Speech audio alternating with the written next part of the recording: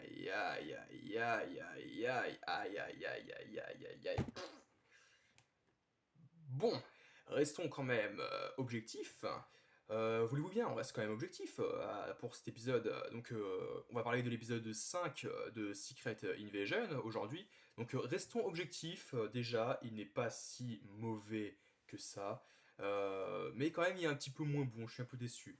Voilà. Restons objectifs à ce sujet, mais le fait est que, bah, déjà, il y en avait déjà qui s'étaient un peu plaints la semaine dernière pour l'épisode 4, et moi y compris, même si bien sûr que j'avais bien apprécié l'épisode 4, je le trouvais quand même un peu court. Là, non seulement il était court, le 5, mais en plus de ça, je me suis un petit peu ennuyé, mais j'ai pas bâillé, mais je me suis endormi, assez endormi devant, mais globalement, je voulais dire que j'avais aussi gros sur la patate à ce niveau-là, mais en même temps d'ailleurs, à ce sujet-là, ce qui est drôle, c'est qu'au bout, c'est qu'au début de ça, comment dire, je faisais une blague et c'est ce que je voulais, mettre. C'est ce que je voulais mettre sur la miniature en fait. Genre on en a gros sur la patate, on en a gros. C'est d'abord ce que je voulais mettre en voyant cet épisode-là, tout simplement parce que je voulais mettre ça parce que pourquoi? Parce que l'épisode s'intitule tout simplement Révolution, c'est ça? C'est bien ça? Non, c'est Révolte, c'est ça. C'est Révolte, l'épisode 5. Et quand j'ai lu le résumé, le cadre aussi, j'ai pensé directement que ça allait être la bagarre de Skrull. Sauf que je m'étais d'abord imaginé en regardant les trailers que ça serait plus une bagarre entre Talos et Gravik, leur chef. Mais voilà, Talos, c'est vraiment. Et malheureusement parti, il est mort. Gravik l'a tué dans le précédent. Euh, mais ouais, je pensais que ça allait être une bagarre générale entre les scrolls et que ça allait être plus conséquent, que ça allait durer plus longtemps, que ça allait même durer toute une partie d'épisode, au début d'épisode. Et c'est pour ça que j'étais en mode oui, oui, oui, oui, oui, allez-y, exprimez-vous, montrez-vous que ça va trop loin. Et c'est exactement ce que j'avais pensé dans ma tête. Le parallèle un petit peu, je sais pas si c'est bien de dire ça, avec même si la série, la fin de la série a déçu les fans de Walking Dead, The Walking Dead. Moi, à partir du moment où on voyait plus Rick Grimes, ça m'intéressait plus. Mais le parallèle avec la fin de la saison 3, quand le gouverneur mitraille tout le monde et tue tout le monde, les habitants de Woodbury, parce qu'ils en ont marre, ils en ont gros, ils se disent non, mais franchement, on va pas tuer des gens comme ça, on va pas aller au bout, ça va trop loin en fait, ce que vous dites, gouverneur. Et là, c'est pareil avec Gravig, le parallèle avec le gouverneur de Walking Dead à la fin de la saison 3, qui pète un câble et qui tue plus d'une dizaine de pauvres gens pour se soulager parce qu'il pète un câble, il en a marre, il y en a gros sur la patate. Et bien c'est un peu le paradigme exactement le même avec Gravik dans l'épisode 5 de Secret Invasion. Que Gravik, ouais, ça.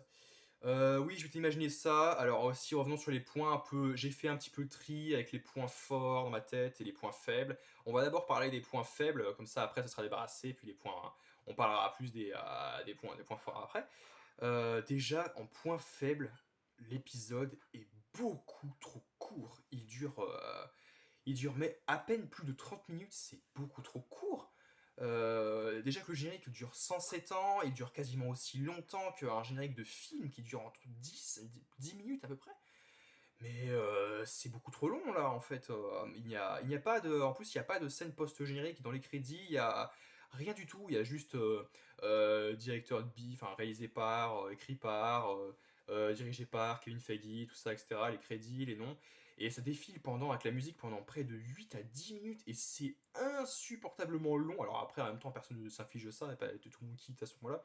Sauf si il faut aller voir la scène post-générique. Mais comme on n'est pas dans les salles de cinéma, on a la télécommande sur Disney+, donc on peut directement aller voir si oui ou non il y a quelque chose.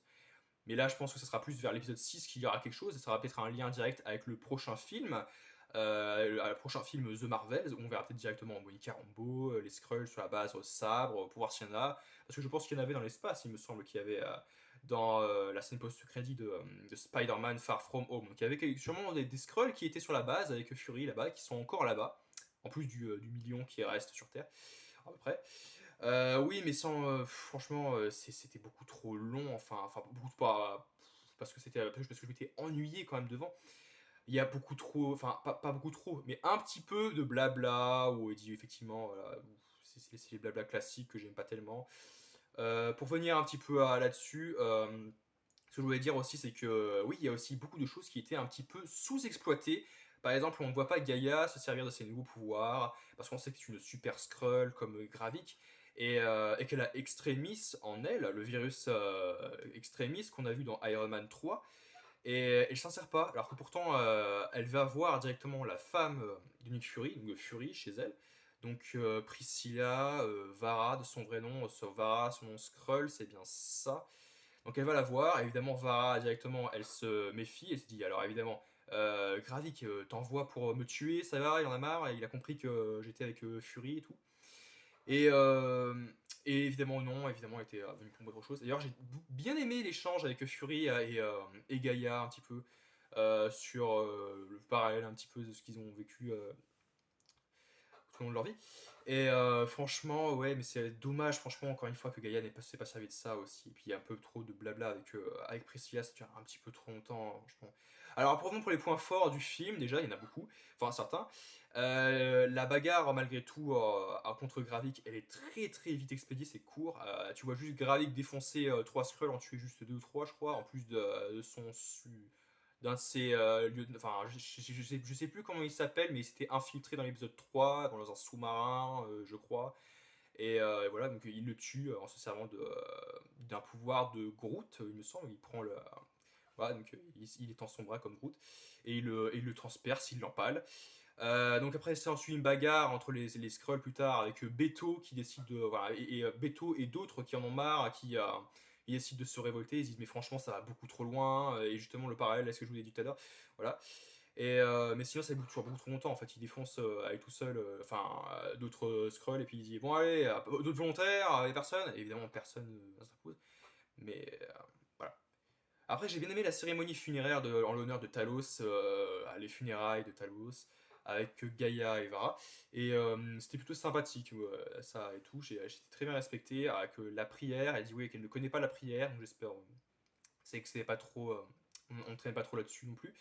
On apprend un peu plus aussi sur les prélèvements, les échantillons, et ça j'ai bien aimé, parce qu'on découvre en fait que la plus révélateur, c'est que Fury sait que c'est lui en fait, enfin il a prélevé lui-même des échantillons de certains super-héros, donc certains Avengers ou guerriers qui étaient lors de la bataille de la Terre, parce qu'il dit oui, il participait à la bataille de la Terre.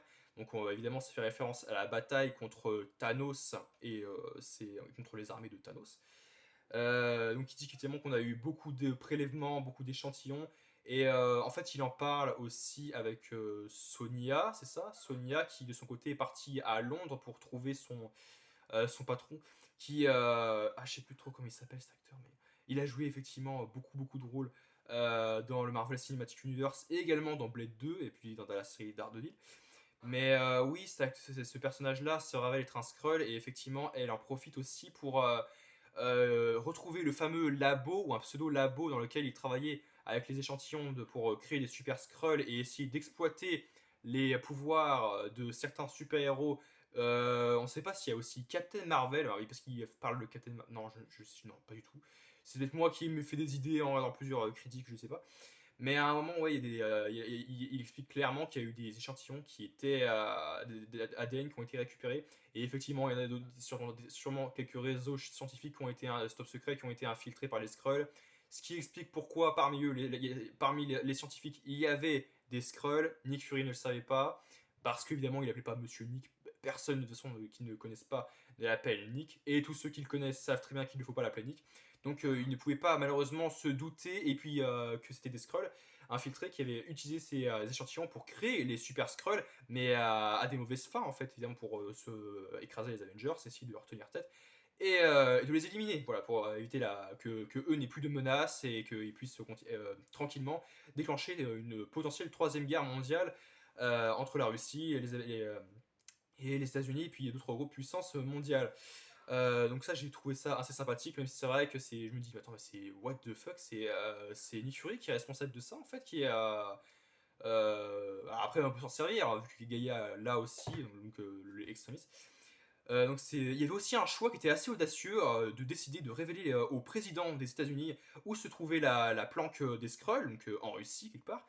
Et effectivement, tu as la Skrull qui avait pris la peau de Rhodey qui dit non mais franchement t'es malade, à Gravik, tu veux vraiment qu'ils sachent où on est, parce qu'évidemment s'ils sachent où ils vont les attaquer. Et après je pense que dans l'épisode 6 ça va être le chaos pas possible, et que j'espère qu'il y en a d'autres qui seront mis au parfum, parce que il y en a plein qui fantasment de voir un Avengers ou Captain Marvel ou Captain America, même aussi Sam Wilson, pourquoi pas.